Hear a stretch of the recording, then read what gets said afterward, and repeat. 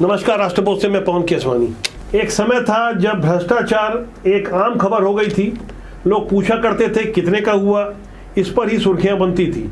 मैं बात यदि छत्तीसगढ़ की करूं तो छत्तीसगढ़ को बने करीब 25 साल होने को है। जब तक विष्णुदेव साय की सरकार नहीं बनी थी तब तक मुझे जहां तक ध्यान आता है 2 ही एसडीएम सस्पेंड हुए थे, लेकिन साल भर के भीतर ही 7 एसडीएम सस्पेंड हो चुके हैं। उसमें से 6 तो सिर्फ 6 महीने में हुए हैं। यदि मैं इनकी हरकत यानी करतूतों की बात करूं तो टेकराम माहेश्वरी और भागीरथ खांडे तो रिश्वत लेते हुए रंगे हाथों पकड़े गए, जबकि निर्भय साहू, आनंद स्वरूप तिवारी, शशिकांत कुर्रे और अशोक कुमार मारवल पर जमीन के मुआवजे के नाम पर करोड़ों रुपए के गोलमाल करने का आरोप है। इन सब पर सस्पेंड होने की गाजगिरी है, जबकि प्रेम प्रकाश शर्मा पाठ्य पुस्तक घोटाले मामले में निलंबित हुए। इसके अलावा रेवेन्यू और ट्रैप के मामलों में सुपरिटेंडेंट इंजीनियर से लेकर अभी तक 70 से ज्यादा तहसीलदार, नायब तहसीलदार, पुलिस के कई अधिकारी और टीआई भी गिरफ्तार हो चुके हैं, सस्पेंड हो चुके हैं। इसके बावजूद भ्रष्टाचार है कि जाने का नाम नहीं ले रहा है। पुरानी भूपेश बघेल सरकार के जमाने में जिस कदर के भ्रष्टाचार हुए उससे लोग इतना अजीज आ चुके थे कि भ्रष्टाचार के मुद्दे पर ही भूपेश बघेल की सरकार को रुखसत कर दिया। वरना ऐसा माना जा रहा था कि करीब 10 साल तक कांग्रेस की सरकार रहेगी। 3 दिसंबर 2023 को चुनाव परिणाम आने के 3 दिन पहले जब ओपिनियन पोल जारी हुआ था, 30 नवंबर की वो तारीख थी, आपको अच्छी तरह से याद होगा। देश भर की 10 नामचीन चुनावी सर्वे एजेंसियां ये दावा कर रही थी कि कांग्रेस की सरकार बनेगी। एक भी एजेंसी ऐसा दावा नहीं कर रही थी कि कांग्रेस की सरकार नहीं बनेगी। लेकिन छत्तीसगढ़ की जागरूक जनता भ्रष्टाचार के मामले में कोई समझौता करने को तैयार नहीं थी। गाय से लेकर गोबर और शराब से लेकर कोयले तक जिस कदर का भ्रष्टाचार हुआ उस पर हम पहले भी कई चर्चा कर चुके हैं।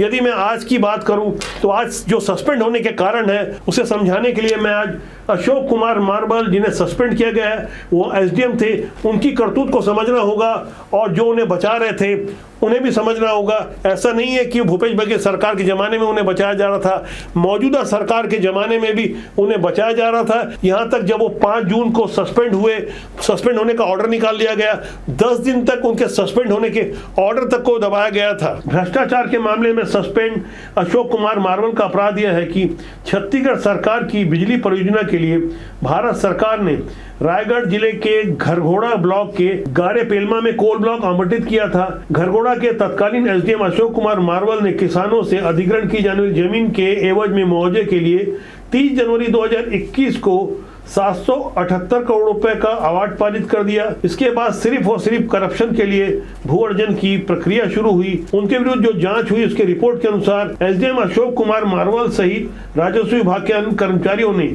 कागजों में करोड़ों रुपए का मुआवजा बांट डाला। खेतों में मजदूरों के लिए बनाई गई झोपड़ियों को भी मार्बल और ग्रेनाइट लगी हुई हवेली बता दिया। यहां से करोड़ों रुपए का बंदरबाट किया गया। सरकारी खजाने को चूना लगाने के लिए खेत के मेड़ों पर धान की खेती कर बंजर भूमि को भी उपजाऊ बता दिया। जिस इलाके में एक भी पेड़ नहीं था वहां सागौन जैसे महंगे पेड़ दिखाकर पैसों की जमकर लूट की गई। रायगढ़ जिले के घरघोड़ा में जिस वक्त ये जमीन मुआवजे का बंदरबाट चल रहा था, भूपेश बघेल की सरकार थी और घरघोड़ा इलाके में ही तहसीलदार से एसडीएम बनकर वही पोस्टेड हुए अशोक कुमार मारवल ने जिस डंके की चोट पर खुलेआम करोड़ों रुपए के मुआवजे का जो बंदरबाट किया, पैसे डकार लिए, घोटालेबाजी की, तो उनके विरुद्ध बिजली जनरेशन कंपनी ने कलेक्टर से शिकायत की। कलेक्टर का आशीर्वाद प्राप्त था क्योंकि सांठगांठ तो उनकी भी थी, उन्होंने उस शिकायत को खारिज कर दिया। उसके बाद कंपनी ने कमिश्नर के यहाँ फरियाद की, वहाँ अपील की, तब ले दे के अगस्त 2023 में जांच शुरू हुई और जांच की रिपोर्ट मई 2024 को सामने आई। तब तक सरकार बदल चुकी थी, लेकिन आपको जानकर हैरानी होगी जो जांच कमेटी बनाई गई थी उसके अलावा 7-13 सह जांच कमेटियों ने भी वो जांच प्रस्तुत की थी। जांच बेहद पुख्ता थी, सब कुछ शीशे की तरह साफ था। लेकिन मई 2024 को जो जांच हुई उस पर निलंबन की कार्रवाई अभी हाल में हुई। 5 जून को ऑर्डर निकाला गया निलंबन का, लेकिन 10 दिन तक निलंबन का ऑर्डर दबा के रखा गया।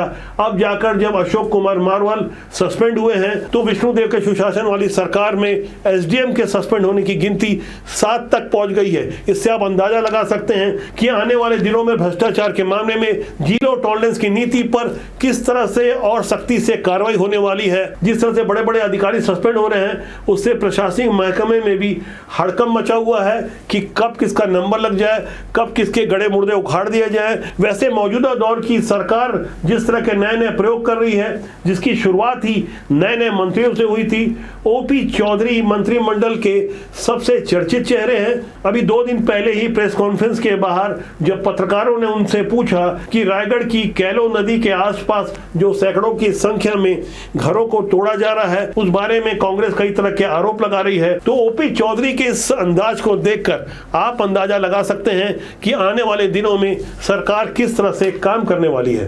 कांग्रेस ने 5 सालों में किसी भी शहर में, चाहे रायपुर हो चाहे रायगढ़ हो, कोई भी विकास के काम नहीं किए। आज भारतीय जनता पार्टी के शासनकाल में नदियों के उद्धार के लिए, ट्रैफिक सुधार के लिए, शहरों के विकास के लिए कोई भी काम हो रहा है तो ये अनावश्यक अनर्गल विरोध करके माहौल ख़राब करने की कोशिश करते हैं। लेकिन जनता सब जानती है। अभी नगरीय निकाय चुनाव में जिस तरह से कांग्रेस को धूल चटाई है, जैसे इनके प्रदेश अध्यक्ष जी को भाजपा के मंडल अध्यक्ष को जनमत दे करके चित्रकूट की जनता ने दीपक बैज को हराया है, उससे इनको सबक लेना चाहिए और विकास के प्रति समर्पित होकर काम करें। किसी भी राज्य में यदि भ्रष्टाचार मिटाना हो या प्रशासनिक कसावट लाना हो तो इसके लिए बहुत आवश्यक है उच्च स्तर के प्रशासनिक अधिकारी ईमानदार हो, सख्त हो, काम के प्रति अनुशासित हो। लेकिन गौर करने वाली बात यह है कि सरकार बदलने के साथ ही प्रशासनिक अधिकारियों की रंगत भी बदल जाती है। छत्तीसगढ़ के निर्माण के बाद अब तक 12 चीफ सेक्रेटरी बदले जा चुके हैं। यदि इनमें से मैं विवेक धान का नाम लूं, जो कि डॉक्टर रमन सिंह के कार्यकाल में चीफ सेक्रेटरी बनाए गए थे, सरकार के बेहद खासम खास हुआ करते थे, लेकिन भूपेश बघेल की सरकार में भी वो रेरा के चेयरमैन बनाए गए और शराब घोटाले जैसे मामलों में उनका नाम आया। विवेक धान ऐसा कोई इकलौता उदाहरण नहीं है। मौजूदा चीफ सेक्रेटरी अमिताभ जैन, जो कि आने वाली 30 जून तक रिटायर्ड होने वाले हैं, लंबे समय से वो सेक्रेटरी हैं, भूपेश बघेल के कार्यकाल में भी थे और मौजूदा सरकार को भी 1.5 साल हो गया है, तो मौजूदा सरकार ने भी उन्हें आराम से पूरा कार्यकाल करने दिया। जबकि गौर करने वाली बात यह है कि अमिताभ जैन के कार्यकाल में ही बहुत ज्यादा भ्रष्टाचार हुए। भूपेश बघेल का जब शासन था, गाय से लेकर गोबर तक कुछ भी नहीं छोड़ा गया था। ऐसे बड़े बड़े घोटालों में क्या अमिताभ जैन की भूमिका नहीं होगी? क्या उन्हें जानकारी नहीं होगी? बावजूद इसके मौसम के अनुसार ढल जाने वाले ये स्पेशल किस्म के प्राणी जिसकी सरकार होती है, उसके अनुसार खुद को ढाल लेते हैं। राज्य में किसी की भी सरकार हो, सरकार यही चाहती है कि उन्हें चीफ सेक्रेटरी यसमैन वाला मिले। उसके लिए सीनियरिटी और योग्यता से भी समझौता करना पड़े तो किया जा सकता है, क्योंकि राजनीति जो न कराए कम है। छत्तीसगढ़ में यदि मैं प्रस्तावित चीफ सेक्रेटरी के नाम की बात करूं तो फैसला यदि दिल्ली से हुआ तो अमित अग्रवाल और ऋचा शर्मा में से किसी एक को चीफ सेक्रेटरी बनाया जा सकता है।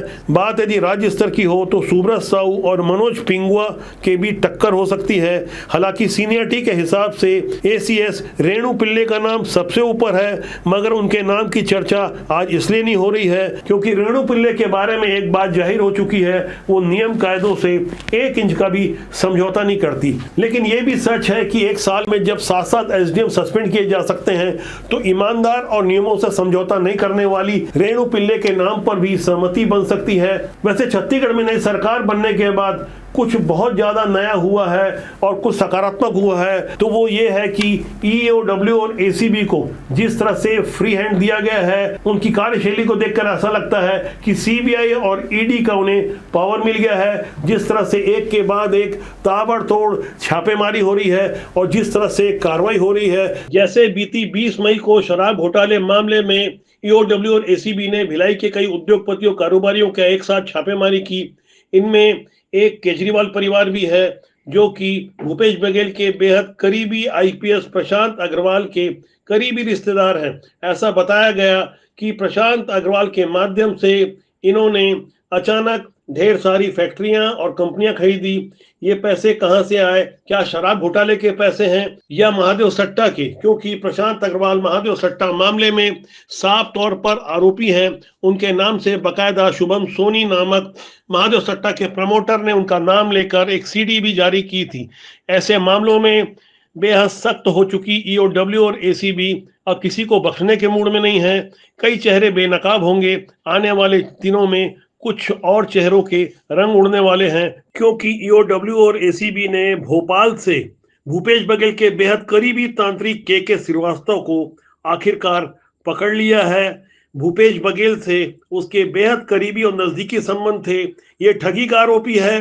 15 करोड़ की ठगी के मामले में ईओडब्ल्यू ने इसे अब पकड़ लिया है। इससे कई और राज निकलकर बाहर आने वाले हैं, जिस पर हमारी बारीक पड़ताल चल रही है। ऐसा लग रहा है कि हो सकता है आने वाले दिनों में ईओडब्ल्यू और एसीबी को और ज्यादा पावरफुल बना दिया जाएगा। वैसे ऐसा होना भी चाहिए। आम जनता भ्रष्टाचार से बहुत परेशान है।